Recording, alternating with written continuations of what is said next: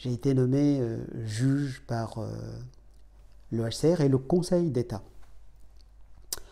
Je devais le représenter dans la formation collégiale constituée de 3 juges, un président et 2 juges. Le juge représentant le HCR et le juge représentant son administration, faisant elle-même partie du conseil d'administration de l'OFPRA. On m'a demandé de rejoindre la Cour nationale du droit d'asile pour contribuer à un jugement aussi équitable de la demande d'asile. Et en particulier, moi en tant que sociologue et non pas en tant que juriste pur, j'étais là aussi pour introduire un peu plus de complexité et aller un peu plus au-delà du droit pour comprendre comment pouvait s'organiser, si je puis dire, les persécutions dans les pays d'origine des requérants.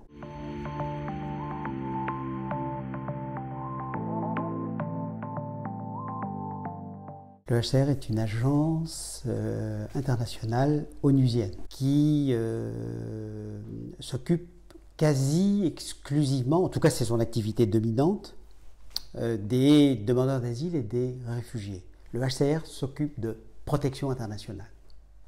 Voilà, de gens qui demandent l'asile parce qu'elles ont été, sous de multiples formes, persécutées soit par leur État, soit par ce que l'on appelle dans le langage de l'agence des agents de persécution non étatiques.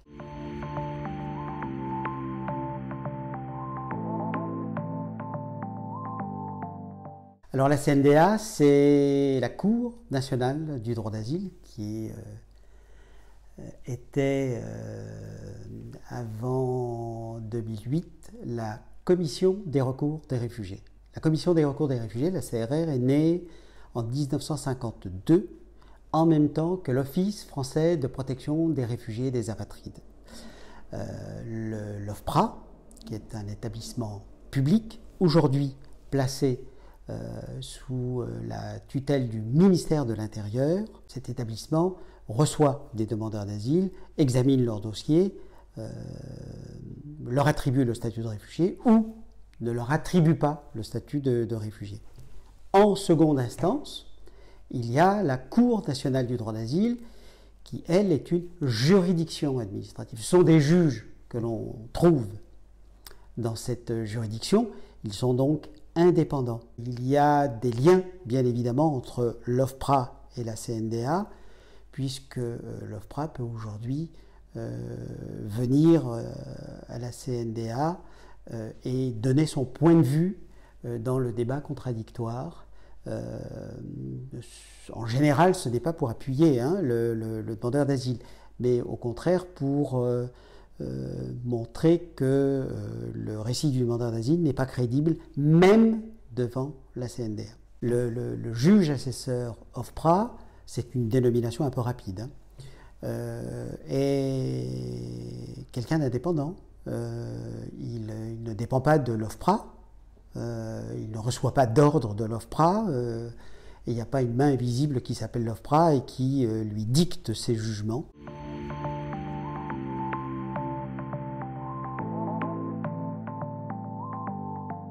Moi j'ai siégé 14 ans, personne, absolument jamais personne n'est venu me dire bon, il faudrait faire tant d'Afghans cette semaine. La semaine prochaine, on fera peut-être moins d'Afghans et on fera peut-être plus d'Érythréens. Bon. Il y a indéniablement des mécanismes de sélection des nationalités, mais les mécanismes se trouvent non pas au moment de l'audition, il n'y a pas de consigne venue d'en haut pour les juges et les astreindre à des quotas. Les quotas sont des mécanismes plus ou moins invisibles qui existent tant au niveau de l'OFPRA que de la CNDA. Par exemple, les ordonnances sont un mécanisme qui permettent à un certain nombre de demandeurs d'asile de ne pas arriver en audition.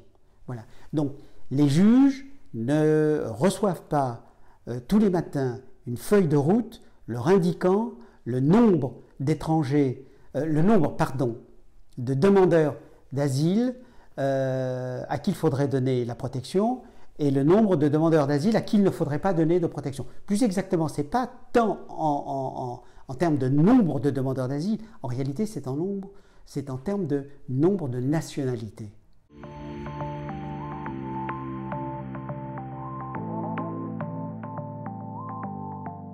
On vous raconte des histoires au sens propre du terme, hein, ou dans tous les sens du terme. Dans tous les sens du terme. On vous raconte une histoire sur laquelle vous n'avez en général pas prise. Pas systématiquement, mais en général vous n'avez pas prise, tout simplement parce que vous ne connaissez pas le pays, vous ne savez pas ce qui s'est passé, et surtout vous n'y étiez pas. Bon. Donc il y a bien un certain nombre d'éléments qu'il faut réunir pour que le récit de celui qui est en face de vous et qui demande une protection internationale soit crédible. Et s'il n'est pas crédible, s'il introduit d'une manière ou d'une autre une quelconque, la moindre suspicion dans l'esprit des présidents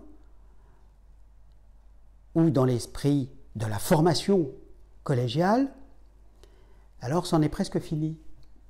Pour lui, il y a de grandes chances pour qu'il n'obtienne pas le statut de réfugié. Donc, il doit, souvent sans preuve, ou des preuves fragiles, faire croire que ce qu'il dit est tout simplement, non pas tant la vérité, mais ce qu'il vous dit, c'est ce qui lui est arrivé. Il n'y a pas de coupable, hein. C'est très important, il n'y a pas de coupable. Il y a simplement des gens qui sollicitent une protection internationale. Et donc l'État souverain peut accepter ou refuser cette sollicitation. Et donc, c'est au requérant de montrer qu'il a bien été persécuté. Et donc, à lui de montrer par tous les moyens qu'il a bien été persécuté. Mais il se peut qu'il ait beaucoup de difficultés à prouver ce qu'il dit. Alors, le juge ne doit pas croire qu'il ment. Il doit aider le requérant à travailler ses souvenirs, à être plus précis, et ça s'instaure dans un échange entre le requérant, l'avocat et les trois juges de la formation. Configuration qui n'existe pas à l'Office français de protection des réfugiés et des apatrides.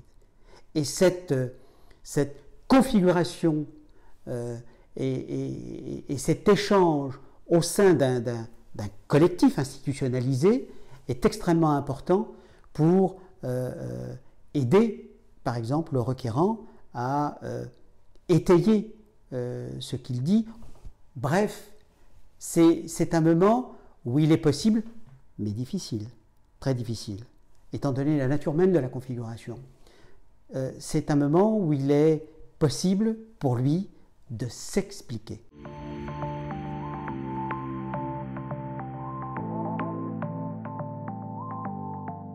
Puisque les populations viennent de pays où il est difficile de faire la discrimination entre la guerre et la misère.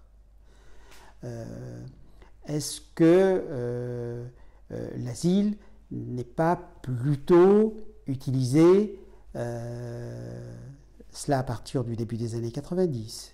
Est-ce que le droit d'asile n'est pas instrumentalisé par un certain nombre de demandeurs d'asile pour pouvoir accéder au territoire national et du même coup solliciter une demande d'asile et, si possible, rester en France, que l'on obtienne d'ailleurs ou non l'asile. Voilà. Donc après les années 80, au début des années 90, s'est posé la question, oserais-je dire, c'est politiquement posé la question de savoir si le droit d'asile n'était pas instrumentalisé, et donc et donc comment lutter contre cette instrumentalisation. Et là, deux figures anciennes, mais qui sont réapparues avec force, c'est la dialectique vrai, faux, réfugié.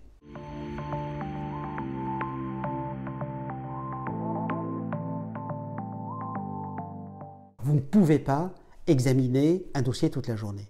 Nous ne sommes pas dans des logiques de procès où les affaires peuvent s'étaler sur plusieurs jours. Nous sommes dans des configurations absolument différentes, radicalement différentes. Et il est vrai que ces contraintes peuvent nuire, ou en tout cas peuvent perturber, troubler profondément, jusqu'à même anéantir le récit du requérant et sa capacité à formuler des choses à la fois dissibles et croyables pour l'entendement des juges. La langue, qui est ici une langue du pouvoir, qui est ici la langue du droit, qui est ici la langue de l'institution, qui est absolument inaccessible aux requérants, quand elle ne l'est pas toujours complètement pour l'avocat lui-même. Bon, on comprend bien que dans ces conditions, être à l'aise et entamer un dialogue ou un échange entre le requérant et les juges sur un même pied d'égalité est chose absolument impensable.